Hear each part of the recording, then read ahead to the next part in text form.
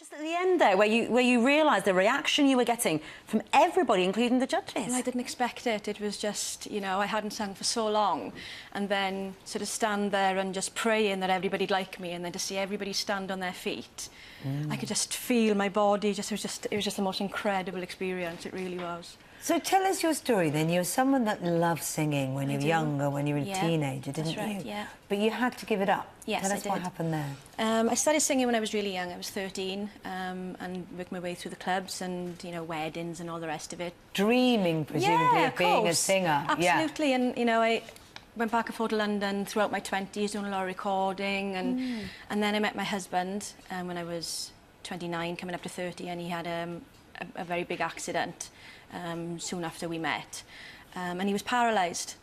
He was in work. He was a traffic officer, and he was pursuing another vehicle, and he was rammed. And then it just all went from there. He lost the use of his legs for a long time, and that was it. It was a no-brainer. I knew that something had to give, and it was the singing that went. And then you became a mum, 3 children, and you sort of fast forward. Yeah.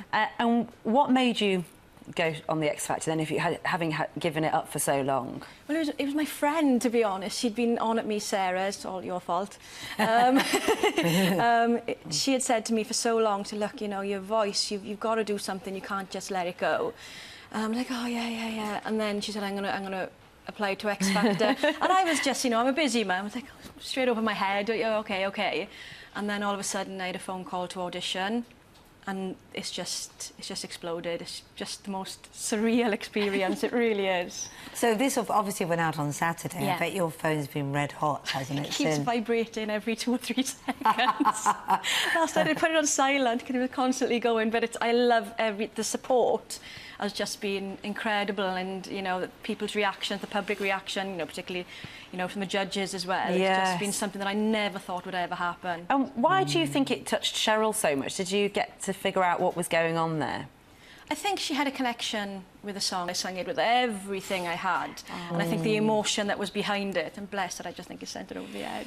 Fantastic. Bless your heart. Well, good luck. Boot camp, so and then who knows what. Yeah, We'll keep everything crossed. Yes. Thank you. Yeah, well, Thank you thanks, so much Sarah, for rather having than me. blaming Thank her. you. Thank you Your very friend. much. I was on the show and auditioned, saying that she fancied me. And then, obviously, then we started to work with each other. So it got a bit awkward. And when we first worked with each other, we were both single. So it was kind of like we were flirting, having a lot of fun. And then we realised that this should never happen. If we wanted to work together, we can't be doing this.